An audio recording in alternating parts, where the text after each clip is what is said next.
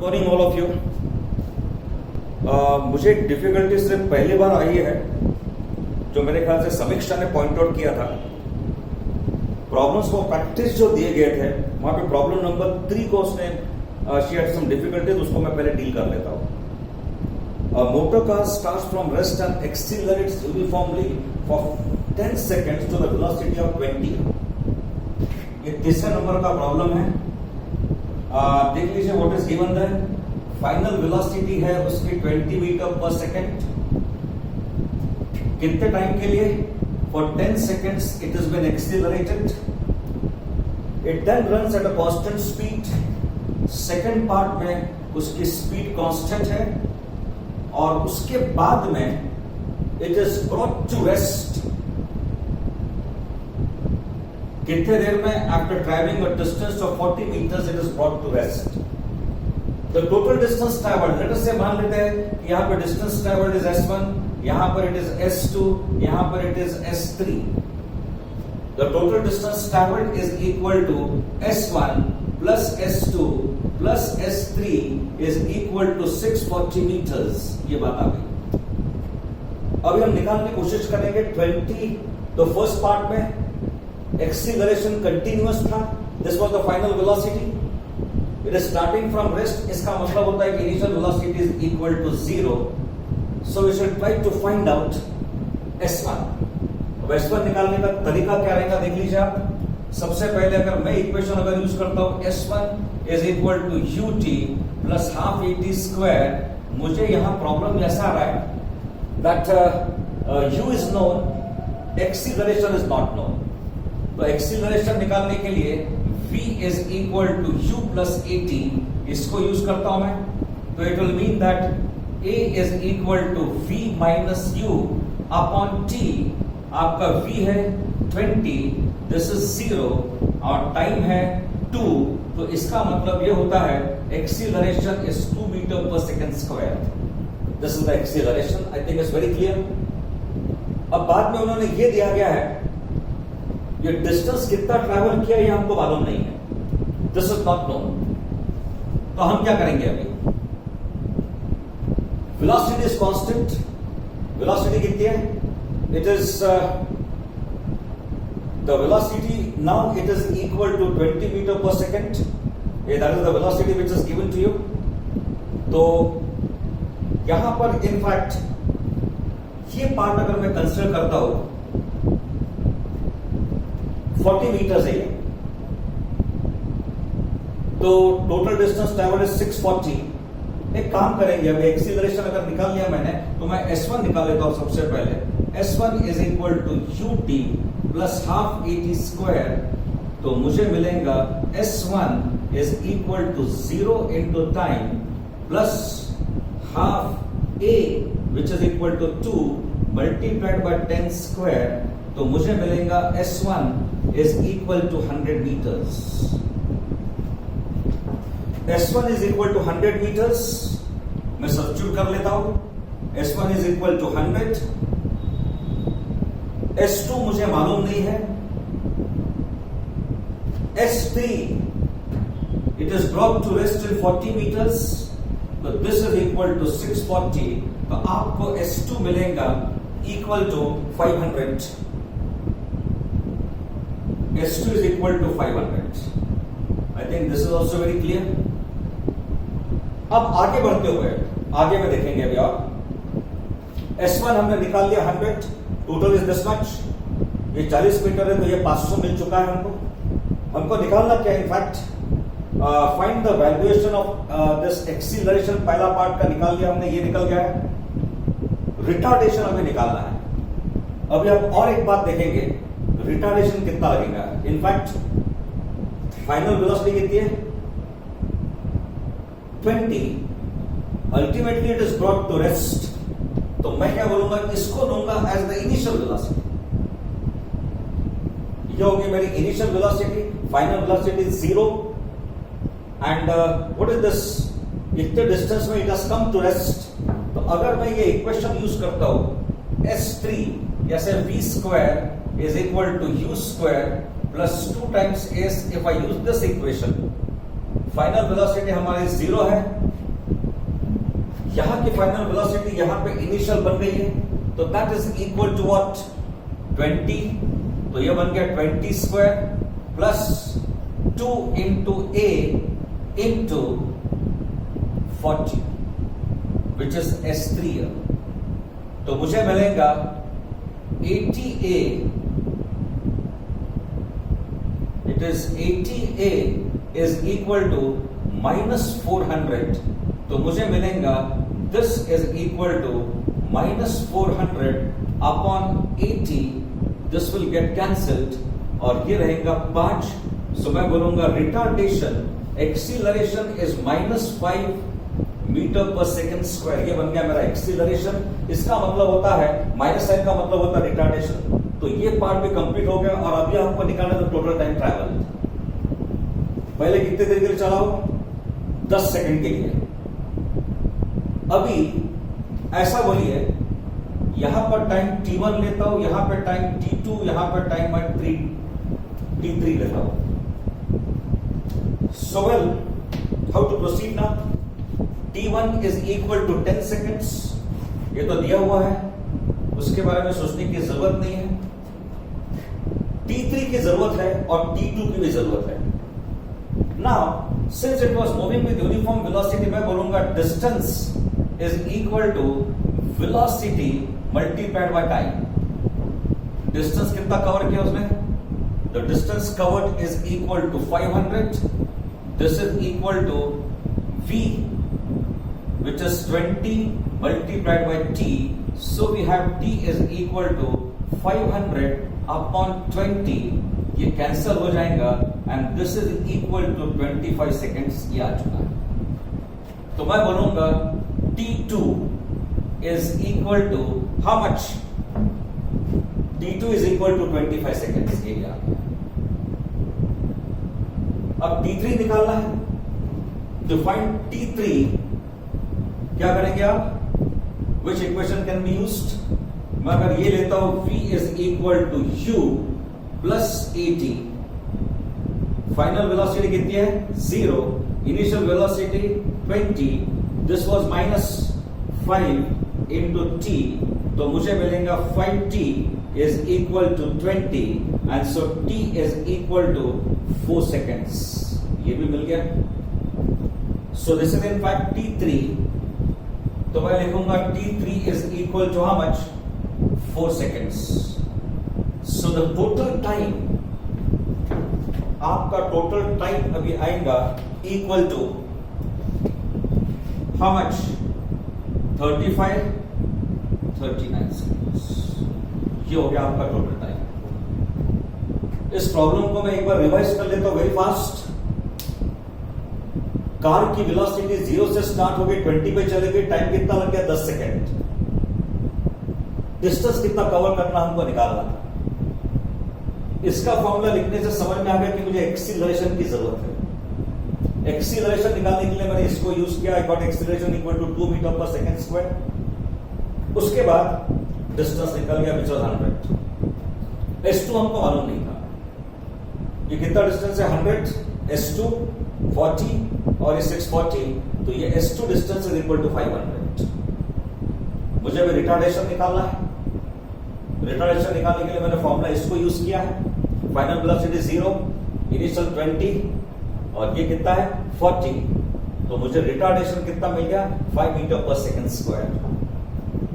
उसके बाद I want to find the time T2। Constant velocity से चल रही हो, फाइंड कांस्टेंट वेलोसिटी का मतलब ये होगा हमारा डायरेक्ट फॉर्मूला कौन सा यूज करेंगे आप? Distance covered when the velocity is constant is S2 is equal to V into T2। तो मुझे मिल गया टाइम कितना मिल गया? It is 25 seconds। अब T3 की जरूरत है।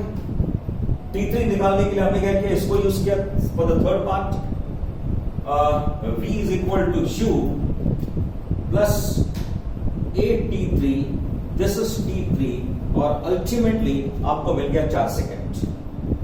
So the total time is equal to 39। मेरे ख्याल से वहां पर आंसर मार्क भी किए गए होंगे, तो ध्यान में रखेंगे एक्सीलरेशन कितना रखेंगे आप? 2 metre per second square, retardation 5 metre per second square and the total time that is needed is equal to 39 seconds.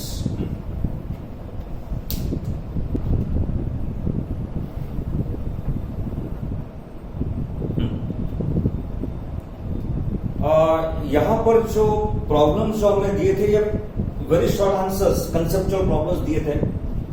कुछ पार्ट का हमने डिस्कशन कर लिया था, अभी 2-4 और जो पार्ट्स है I just discuss with that. यहां पे क्वेश्चन नंबर 20 पर अगर आप आते हैं, the conceptual problems, question number 20, when two balls of different masses are thrown vertically upward with the same vertical speed, with the same initial vertical speed, which one will rise to the greater height. अब एक बात ध्यान में रखेंगे, जब हम height calculate करते हैं तो फॉर्मूला कौन सा यूज करेंगे? v square is equal to u square 2 times h, इसको यूज करेंगे। अभी v square is equal to u square minus 2 times g, which is 9.8 multiplied by height, because top position पे पार्टिकल जाने के बाद व्हाट हैपेंस, उसकी velocity 0 हो जाती है। तो मैं यहां पर इसको लिखूंगा to be equal to 0, the final velocity, initial velocity जो भी है, और g को मैंने, because vertical velocity in the upward direction है, इसलिए मैंने डाउनवर्ड डायरेक्शन को नेगेटिव ले लिया। इसके बेसिस पर हम हाइट कैलकुलेट करते हैं। तो इस इक्वेशन में mass term is not involve, mass term यहां पे इन्वॉल्व है ही नहीं, तो दोनों the lighter mass and the heavier will reach to the same height. फर्क कुछ भी नहीं पड़ेगा, बिकॉज फाइनल वेलोसिटी हाइट निकालने के लिए यहां पे मास टर्म आता ही नहीं। तो बड़ा बॉल रहने दीजिए या छोटा बॉल रहने दीजिए, भारी रहने दीजिए, हल्का रहने दीजिए, they will rise to the same height. और एक बात यहां पे नंबर 21 में दी गई है, what is given there, 2 balls of different masses are thrown vertically upward with the same speed, which one will pass through the point of projection in the downward direction with the same speed? किसी भी ball को ground level से जब आप छोड़ते हैं तो it will rise to some particular height, और वहां से वो नीचे गिरेगा।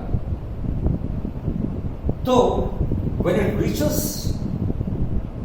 जब वो ग्राउंड लेवल पे आ जाता है, या लेटर से मैंने यहां से अगर उसको प्रोजेक्ट किया है, इसको यहां से प्रोजेक्ट किया, तो इस पर्टिकुलर जगह पे उसकी magnitude of velocity will be same with the negative sign.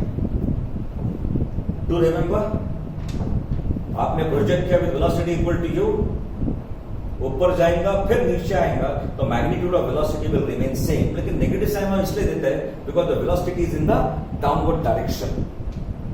तो यहां पर फिर बात वही आती है, एक भारी है एक हल्का है, तो दोनों के दोनों एक साथ with the same velocity they will reach at the same time because of these equation.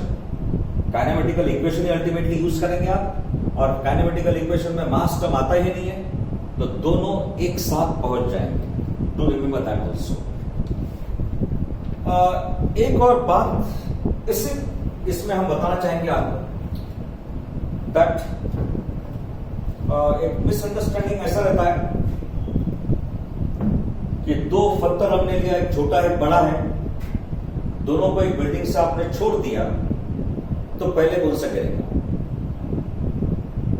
Both of them will fall together. पत्थर छोटा रहने दीजिए, बड़ा रहने दीजिए, दे विल फॉल टुगेदर।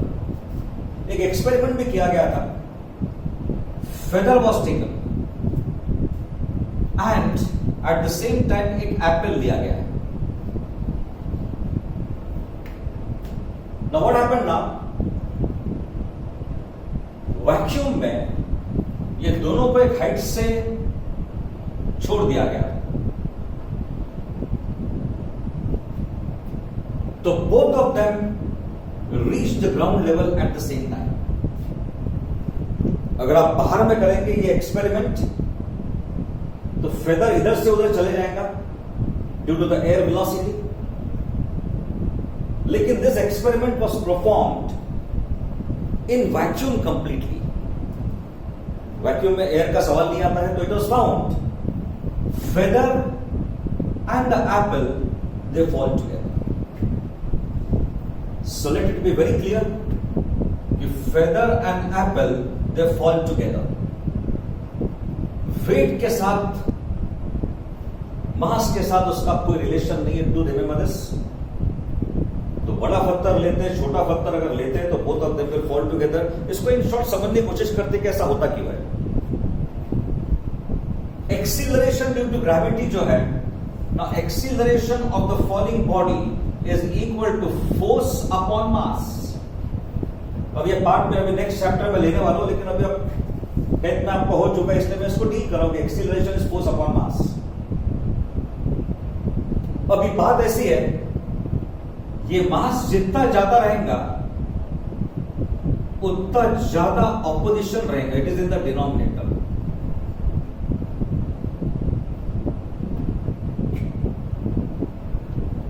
और एक बात है, this force as you know it is equal to m into ji.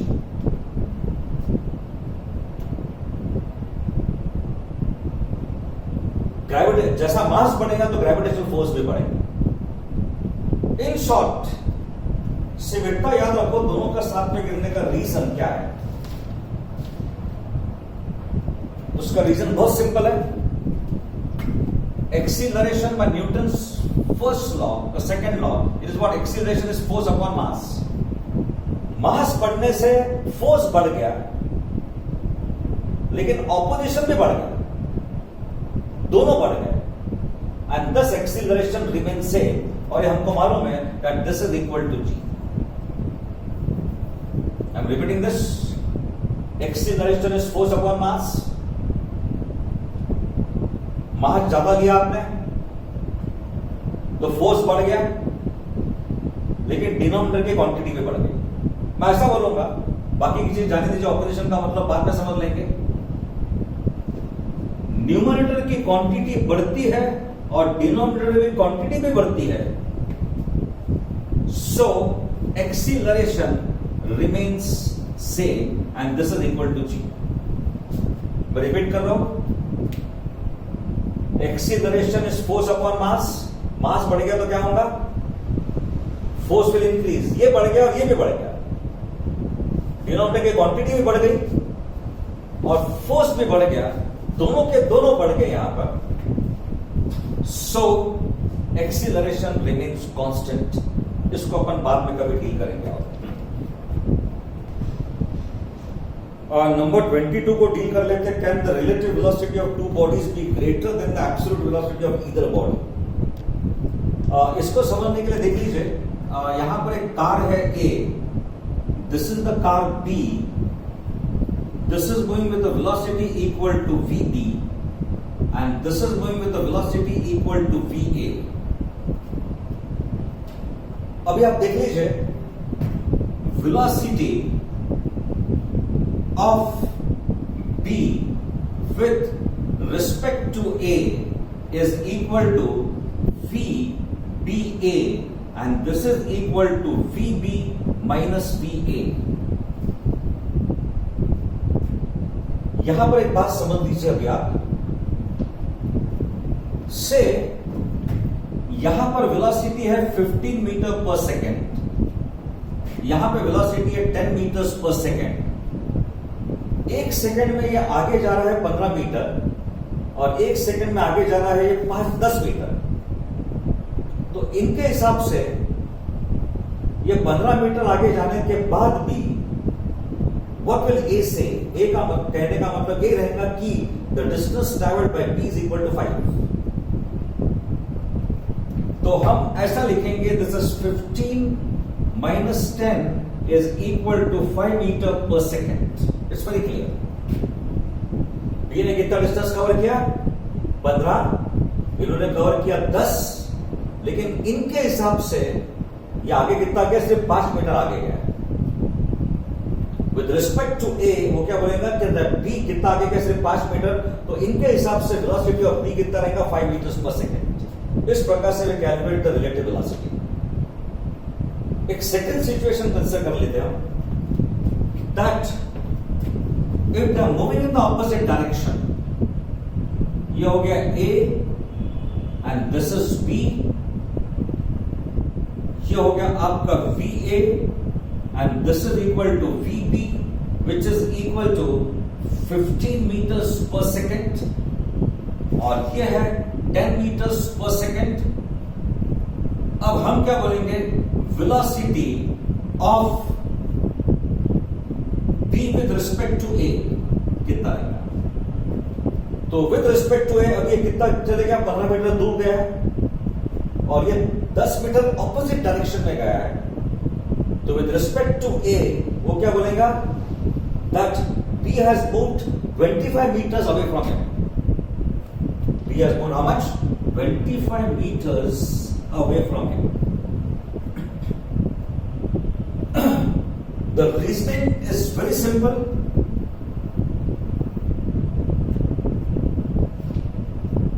Velocity of A कितना, 10 meters per second towards left. इनकी velocity 15 meters towards right. तो इनके हिसाब से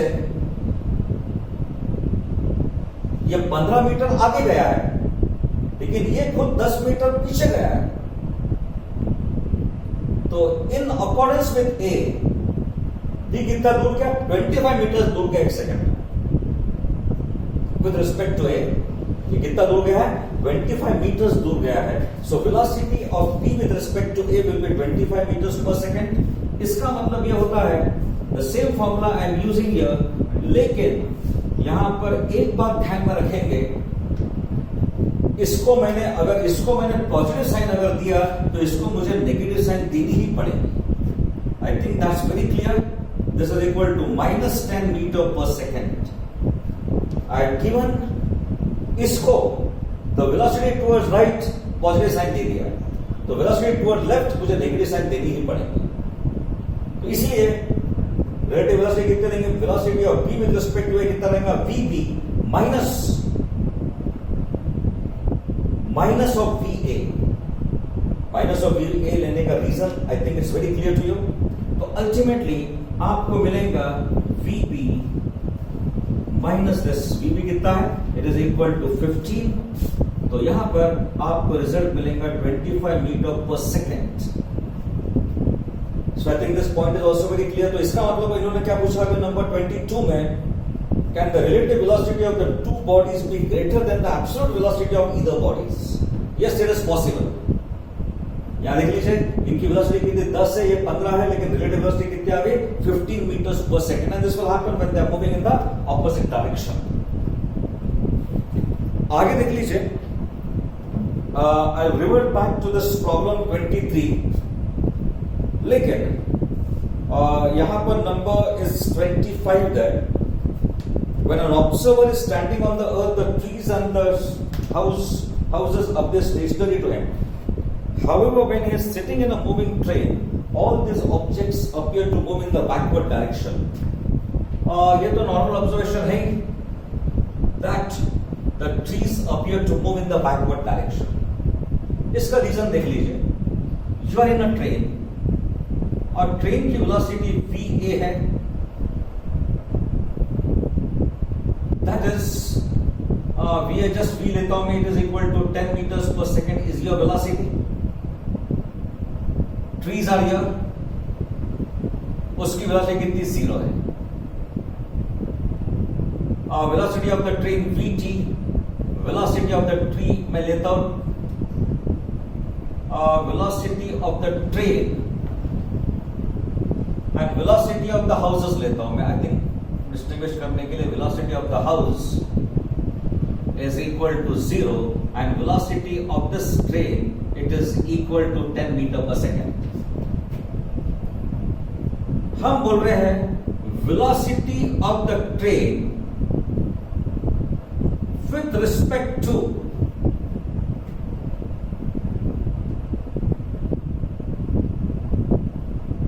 विथ रिस्पेक्ट टू हाउसेस, ऐसा नहीं लेते हुए it is velocity of the train with respect to the house. To calculate this,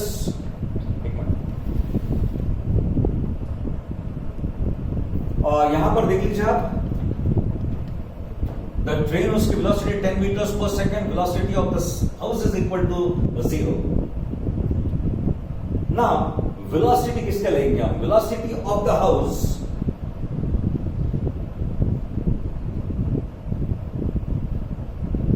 with respect to train. Velocity of the house with respect to the train. Train में जो passengers बैठे उनके हिसाब से velocity of the house कितने रहेंगे? This will be equal to velocity of, यहां देख लीजिए हमने कैसा किया है, velocity of B with respect to A. तो यहां पे कितना लिया? VB माइनस VA लिया है, और यहां पर क्या है? वेलोसिटी ऑफ हाउस लेना है. तो वेलोसिटी ऑफ हाउस कितना लेंगे आप? It is equal to 0 minus velocity of train. इसको T से रिप्रेजेंट कर रहा हूं. तो velocity of train is equal to minus VT. So this is equal to minus 10 metres per second. मैं रिपीट कर रहा हूं. Velocity of B with respect to A लिया अपन ने, और यहां पर मैं क्या ले रहा हूं? Velocity of the house with respect to train ले रहा हूं. तो वेलोसिटी ऑफ हाउस कितना है? It is 0. Velocity of the train कितना? VT है. तो वेलोसिटी कितनी आएंगी? Minus 10 metre per second. इसका मतलब जो पैसेंजर ट्रेन के अंदर में बैठा है उसको लगेगा that the trees are moving in the backward direction. तो इसकी वेलोसिटी ऑफ द हाउस कितना रहेगा? It will be equal to minus 10 in this case, and it appears to be moving in the backward direction. I think the point is very clear. हम क्या यहाँ पे basically क्या लेना है? There should be no confusion here. Velocity of house ले रहे हैं. You're taking what? Velocity of the house with respect to the train. और ट्रेन में आप बैठे हैं. तो velocity of the house ऐसा लगेगा आपको that it is moving in the backward direction. I think the point is very clear. 23rd, this is very interesting here. Even when rain is falling vertically downward, the front screen remains dry.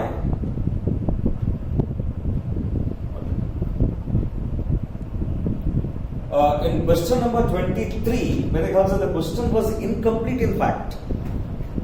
लेकिन मैं आपको बता देता हूँ, correction आप introduce कर लीजिए. A car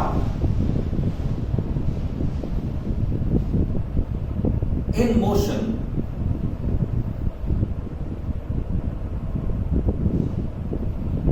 the rain is falling in the vertically downward direction. ये velocity को मैं रिप्रेजेंट करता हूं by VR. What happens when the train car moves in the forward direction? इसका आगे का जो स्क्रीन है it becomes wet. Expected ऐसे कि rain is falling in this direction, तो we expect that काश के ऊपर पानी नहीं आने चाहिए. And it also so happens कि back screen पर it remains dry.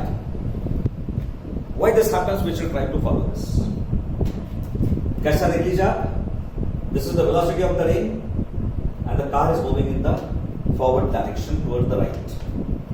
Velocity of the car मैंने ऐसे रिप्रेजेंट कर दिया. सामने का कांच it becomes wet because the relative velocity of the rain, the velocity of the rain with respect to the car, it is in this direction here. Not exactly, it is making some angle like this. We should try to follow this. अभी आप देख लीजिए, मैंने जैसे आपको उदाहरण दिया था कि velocity of B with respect to A is VB minus VA. मैं ऐसा लिखूंगा, velocity of the rain with respect to car is velocity of rain minus velocity of the car. Do remember that velocity is a vector quantity, इसलिए मैंने अभी vector notation use कर रहा हूं मैं, और रीजन मैं बता देता हूं. Precisely what happens कि जब motion is in the same direction, आप वेक्टर नोटेशन को यूज मत करो, फर्क नहीं पड़ेगा. But if the vectors are acting in some else direction, दूसरे direction in the sense let us say कि कॉमन एक्सपीरियंस है कि आपने एक रबर बैंड लिया और रबर बैंड के यहां पर अगर आपने कागज का टुकड़ा लगा दिया और stone, you are applying force in this direction F1 and F2, और इन दोनों का इफेक्ट ऐसा रहता है that the resultant is in this direction, क्योंकि फर्दर की वेलोसिटी ये रहने वाली। मैं रिपीट कर रहा हूं, रबर बैंड है, यहां पर फोर्स आपने F1 अप्लाई किया, यहां पर फोर्स कितना अप्लाई किया F2, फर्दर आपका बीच में है। फर्दर की वेलोसिटी कैसी है? It is neither along F1 nor it is along F2। F1 की डायरेक्शन पे नहीं है, F2 की भी डायरेक्शन नहीं है, it is between the two. ये उसका रिजल्टेंट रहता है। तो वेक्टर एडिशन में कुछ रूल्स अलग है, अपन बाद में डील करेंगे उसको, how vectors are to be added. लेकिन अभी टाइम के लिए इतना समझ लीजिए कि दोनों का रिजल्टेंट दोनों के बीच में है। इतना याद रखो, दोनों का रिजल्टेंट दोनों के बीच में है। अब ये दो वेक्टर्स है आपके पास, this is equal to VR plus minus VC। कुछ भी नहीं किया मैंने, सिर्फ ब्रैकेट डाल दिया वहां पर, and this is VR plus V dash square. V dash लिखा मैंने क्या लिखा है? Minus VC is equal to VC dash. तो ये दो वेक्टर्स का एडिशन है।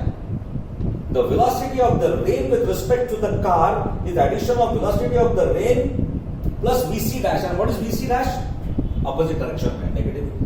बिकॉज यहां पर जैसे relative velocity of B with respect to A is equal to VB minus VA, तो velocity of the rain with respect to the car क्या रहेगा? Velocity of the rain minus velocity of the car। तो ये हम लेके आ गए।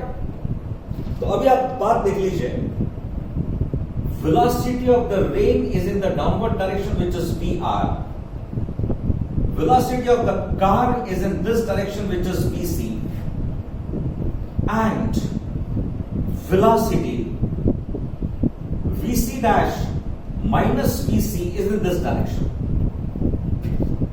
और इसी को हम बोलते हैं यहां पर VC डैश। तो relative velocity of the rain with respect to the car is equal to VR plus VC dash. ये दोनों वेक्टर्स का एडिशन है। अब ये दोनों वेक्टर्स का एडिशन है, तो definitely resultant will lie somewhere between the two. So what will happen? Front का जो ग्लास है वो गीला हो जाएगा। It's very clear. मैं फिर से इसको रिपीट कर रहा हूं, दो फोर्सेस एक्ट कर रहे, फोर्सेस आर वेक्टर क्वांटिटीज, दोनों फोर्स एक्ट कर रहे फर्दर के ऊपर में, तो फर्दर बीच में से जाता है, ये हमको मालूम है। तो रिजल्टेंट दोनों के बीच में। उसी तरीके से यहां पर देख लीजिए, velocity of the rain with respect to car is VR minus VC। यह आपका वेक्टर क्या लिया मैंने? VC डैश लिया मैंने। क्या लिया मैंने? उसको VC डैश करके लिया है। तो relative velocity in fact it is equal to what? It is vector addition of two. पहला वेक्टर कौन सा है?